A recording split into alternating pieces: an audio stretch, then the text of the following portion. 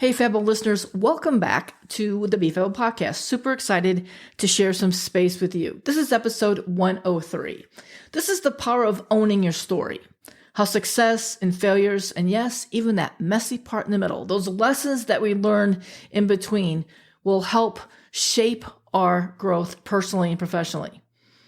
Remember, your story has strength, but too often, many of us hide behind that part of our journey because we fear failure and judgment and not being successful enough.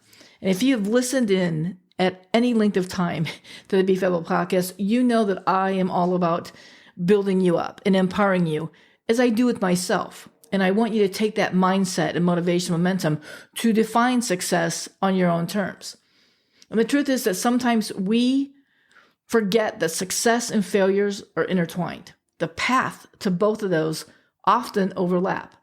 And every step forward, every stumble, and every pivot makes up our unique stories that will position us for growth, impact, and connection.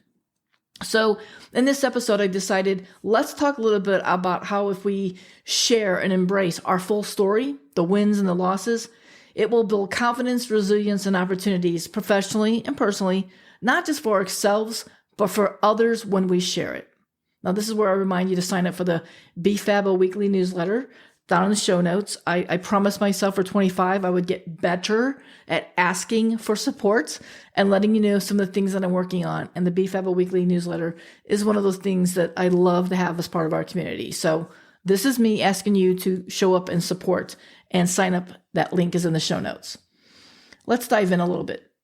So what if I told you, or what if I ask you maybe to think about your greatest strength isn't really in your wins, but it's also in your losses and your struggles and those times that you fall down. Think about that. Too often we downplay those moments, the moments that challenged us, the moments that made us think we're not good enough or made us look weak or we just didn't think we had what it took. But it's in those moments, those failures and those pivots and those setbacks that are the very things that shape our resilience, build our authority, and connect us to people that we were meant to impact.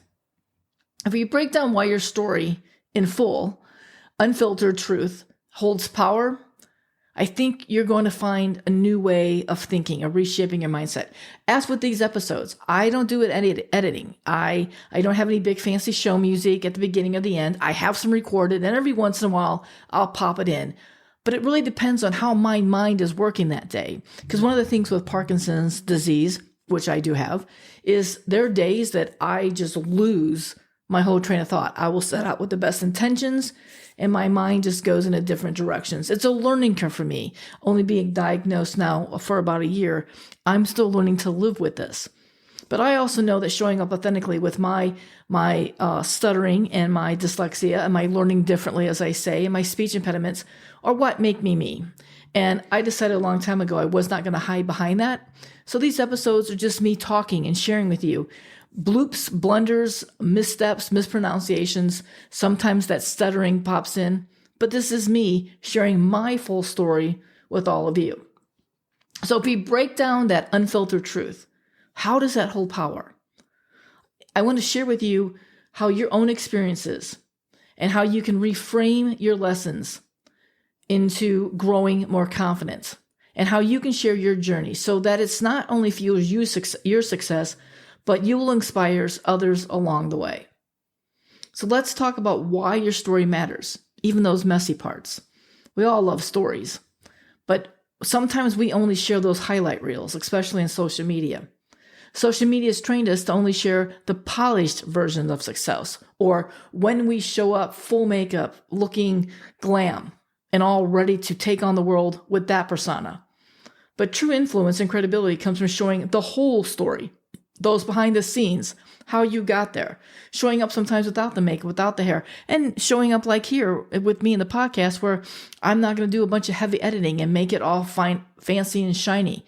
Nothing wrong with all that. But that just wouldn't be me. If I showed up in full makeup, my hair done, and dressed to the nines, and had a bunch of music and a bunch of, bleeps out and marked out things and a bunch of edits, because with my speech impediment and stuttering, that would be a lot of edits. It wouldn't be me. And if you've been around me long enough to know, if you see me speak, or if one of my consulting clients, you know I come with all the bumps and bruises, right? So imagine showing up just as you are and sharing how you got where you are today. It might have been a long month story, a journey you're currently on. What took you 5-10 years to get here? That's what we're talking about. Showing up authentic yourself and not being afraid of all the things, good or bad, that happened to you. You might be somebody who has the success that you have today without too many falls, without too many failures. Things have just went exactly as you planned, because we all know that what is meant for you is meant for you, and it's coming to you at that time that you're going to get it. But we forget that social media sometimes has trained us to only show the good part of ourselves. The people we admire most, leaders, entrepreneurs, and creators, aren't great because they've never failed. They're great because they keep going despite failure. Let's take, for example, Sarah Blakely. She went from rejection to billion-dollar brand. Now, Sarah is the one that invented Spanx, and it became a billion-dollar company. Sarah faced fears and years of rejection and failure. She had no background in business, no investors, and no one willing to manufacture her product. So she came up with the whole idea of Spanx while working as a door-to-door fax machine salesperson. It's really a truly amazing story, and I know she has a book out there. I'll try to remember to link the show notes in it. I have heard her speak before, but I have not read the book. Obviously, reading for me is difficult. I got to get the audio of it, right? But keep in mind, she was a door-to-door fax machine salesperson, and she knew she had to dress the part. So that means back in the day, she wore pantyhose, but they were not working with the shoes. They were not comfortable for how she wanted to go. And it wasn't comfortable under white pants that she wanted to bring that fresh look to. And she couldn't find any of these pantyhose, these footless pantyhose, that offered her a way to show up the best version of herself, where she also felt good about herself. So instead of just complaining about the problem, she decided to create a solution, which is what most of us as entrepreneurs do. We find the need in a niche that we had a problem in, and we create it. Now, she had struggles and failures. She pitched her idea to countless manufacturers. Every one of them rejected her. She had zero fashion or retail experience and was told by industry experts that her idea for this would never work. Investors laughed her out of meetings and refused to even fund her startup. So instead of giving up, she took that $5,000 life savings that she had to launch Spanx herself. Her breakthrough? She cold called a hosiery manufacturing company who eventually agreed to produce her design. Without a marketing budget, she personally sent Oprah a sample, and it landed on Oprah's favorite things list, giving Spanx that massive boost. She focused on authentic storytelling, sharing her journey of resilience, and which resonated with women worldwide for them to see a problem that they were facing and to go solve it. And remember, often we hear about the Oprah effect. If Oprah called you tomorrow for something, would you be ready? Would you have an idea? What's your story? Would you be willing to share your story, the good, the bad, the ugly, the messy middle, with Oprah? Now think about the outcome for Sarah.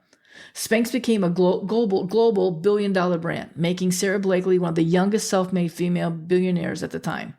She continues to inspire entrepreneurs, providing that failure and don't give up. And she proves that if you don't give up and not to fear and get stuck in the rejection, to use those as stepping stones to define success on your own terms. And that's what I want to do for you all the time too. I might not have all the answers or the roadmap to get you from here to there, but I can help you fill in that gap. And a lot of it starts with your mindset and how you talk to yourself and how you believe in yourself. As woo-woo as that is, those tools in your toolbox, that mindset and confidence, will help you land where you need to land. In Sarah's words, and she uses this often in many of her speaking attributes, and I'm sure it's part of her branding motto, failure is not the outcome. Failure is not trying. So don't be afraid to fail. Now, the takeaway here for you friends is, don't let these failures define you. Your ability to keep moving forward will do that, right? Do not let these failures define you. Your ability to keep moving forward does. And like Sarah, your story, even those messy parts, will shape the greatest success that you may not even know is waiting for you. Because what is meant for you is meant for you when it's time and when it's the moment for you to shine. The object is to not give up. The objective is to not give up. You've got to keep moving forward. Your story is a roadmap for others. Someone out there needs to hear that your success didn't come without struggle. People connect with real stories, not just these perfect outcomes. Progress over perfection, doing something, keep getting up and trying. That is where you're going to really show and shine and teach others and let others see that it didn't happen overnight. It takes years to be overnight success. It takes hours to have that 5 minutes of fame. So every step of your journey, success and failure creates an opportunity to help, teach, and inspire. Now, how success and failure are intertwined. Failure is not the opposite of success. It's actually the teacher of it. Every successful person has faced failure. The difference, they use it as fuel rather than letting it stop them. Think about Simone Biles. She stepped away from the Olympics due to mental health struggles, but came back stronger, proving the setbacks don't define where you are in your journey or that how success will end for you, but how it can pivot you and offer you momentum to exceed even beyond your wildest dreams. How you respond to these setbacks speaks a lot about your success. Again, with Oprah, fired from her first television job for being too emotional. But instead of backing down, look what she did with her authentic storytelling. She built into a $1 billion media empire. The key lesson here, friends, is it's not that failure itself will define you. It is how you react to it. Regardless of what you do as a career, what you do personally, professionally, getting up and how you react to it will define how far you will carry whatever it is you want to carry. I want you to reframe failure as part of your journey. Instead of thinking, I failed, so I'm not good enough, I want you to shift that into, this is teaching me something I would not have learned otherwise. Now, I want you to pause for a minute. Think of one moment when you felt like you failed. Maybe it was a business decision, a personal challenge, or a time when things didn't go as planned. I want you to ask yourself, what did this experience teach me? How did it make me better? If you want to go a little bit deeper, I've created a Own Your Story guide to help you walk through this process, reframe some setbacks into strengths, and start sharing your journey with confidence. I'm going to put the link in the show notes. It's a free download, so grab that in the show notes, and you'll have this guide, like a little worksheet, little workbook. But it's a guide that you can help dig a little bit deeper in knowing and understanding how your own story and how to use your own story.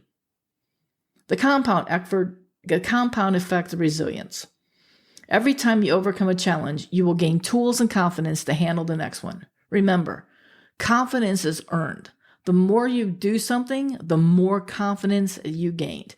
It is a skill set that we had when we were very young. Remember falling off your bike and getting back on? You were confident you were going to ride it.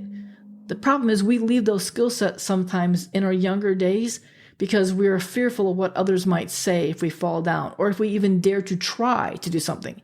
I know I still ride my bike, but I knew if I never rode a bike when I was younger, I wouldn't be able to ride a bike now because I probably wouldn't have confidence to keep trying for that fear of I might get hurt, older bones break easier, or the fact that others might just say to me and laugh at me because I can't do that. You have to let go of that. You have to put resilience into plan, and you will gain the tools and confidence to handle it every time you fail. Think of each setback as that training to be stronger and a more experienced and better version of yourself. I'm going to give you three ways to start sharing your story boldly. Number one is to start with the lesson, not just the event. Don't hesitate to share because you don't think others want to hear about your failures. And don't think that if you share your story that you're just dwelling on your failures. I want you to shift that mindset from when I share my story, the good and the bad, the mindset is also helping me become more successful.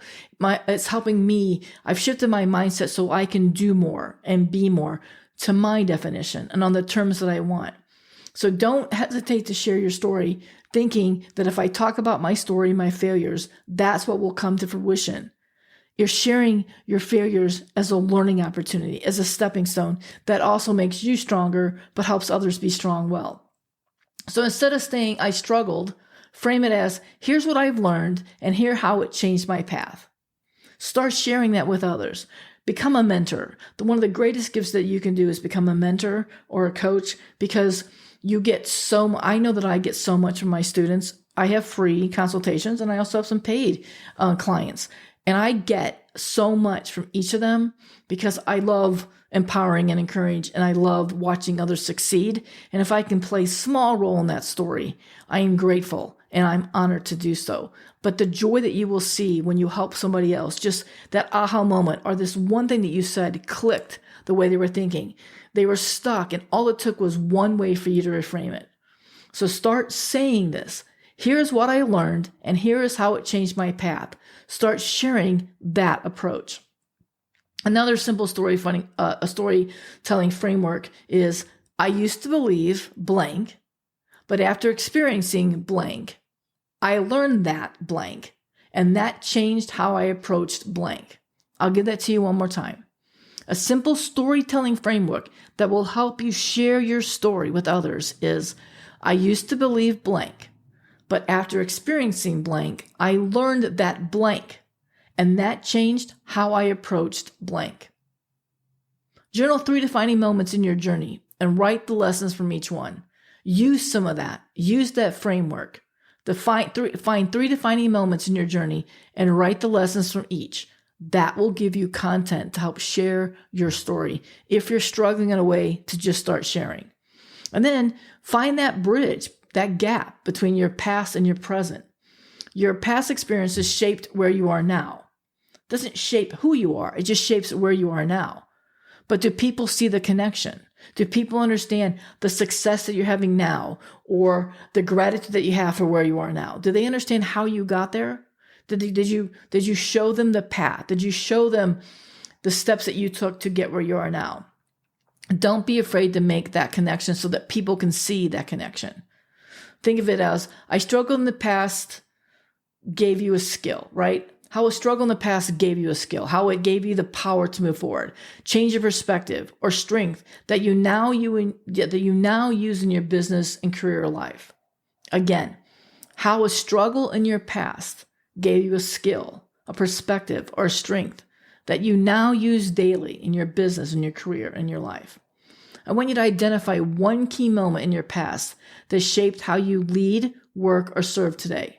Share it with someone, whether it's a social media post, a conversation, or even if you're just writing in your journal entry. Again, this is where I remind you, there's a free guide. I have a free guide for you in the show notes. Click the link and you can fill out some of these things that are going on, these questions. You can dive a little bit deeper.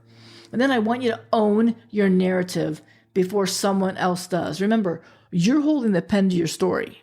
The power to write that story is in your hands. So you should be the one telling it and sharing it and not let others do that for you.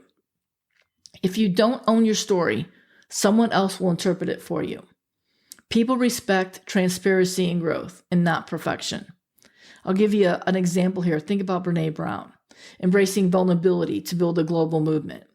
She was a research professor studying shame and vulnerability, but for years, she stayed within the safety of academia. Then in 2010, she gave that infamous now TED Talk on the power of vulnerability, where she openly shared her struggles with perfectionism and emotional exposure. I think you all know what happened next. That talk went viral, over 60 million views. It led to best-selling books, leadership consulting, and even some Netflix specials. She has built a global influence by showing the true strength comes from embracing imperfection. That is your key takeaway here, friends.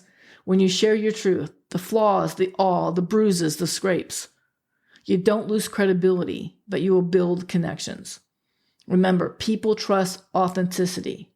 They don't always believe in perfection.